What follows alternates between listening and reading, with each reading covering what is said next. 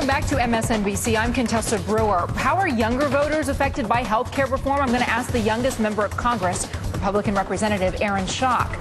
Plus, emotional testimony from a woman who was driving one of those Toyotas that she simply could not control. And could pole dancing become an Olympic sport? A group of dancers fighting to make that happen. It certainly is athletic. Dick Cheney's family says the former vice president is feeling good following chest pains that sent him to the hospital. He remains there right now as doctors are evaluating his condition. A family member told NBC News that the former vice president was watching Olympics coverage in his hospital room last night.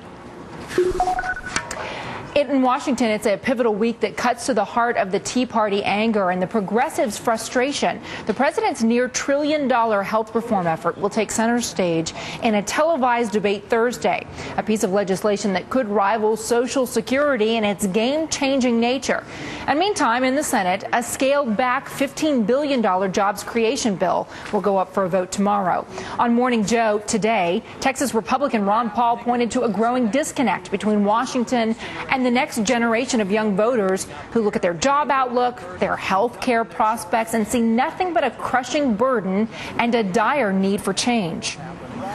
If you look at history, revolutions do occur periodically, but they don't occur without the support of the young people. And I think that's what I'm sensing. But I think in the last campaign there was a little bit of confusion. They were demanding change, and Obama was saying change, and a lot of them didn't look into the significant changes that he wanted. And now I think they're more frustrated than ever. I'm joined now from Washington by Republican Congressman Schock of Illinois. Look, a lot of angry Americans right now, Congressman, say they want a revolution. And some of them mean a cultural revolution. Some of them mean it in more literal terms. What about the young people? Are you seeing young people buying into this sort of generalized rage at government? Well, I think it's frustration. I think it's disappointment. As Ron Paul mentioned earlier, I think there was a lot of hope and optimism that President Obama would bring a change in the way government would run here in Washington, D.C. Unfortunately, while he has talked a lot about that, Harry Reid and Nancy Pelosi haven't necessarily been the best arbiters at providing that kind of change and bipartisanship that all of us were hoping for. But young people are concerned like every American. Probably the biggest difference is they're going to have to live with the decisions that are made here in Washington longer than anyone else. They're going to be on the hook. They're already living with that, though. If you look at the Bureau for Labor Statistics, they say, look at the unemployment rate nationally, 9.7%. Then look at the unemployment rate among people aged 20 to 24. It is 17.1%.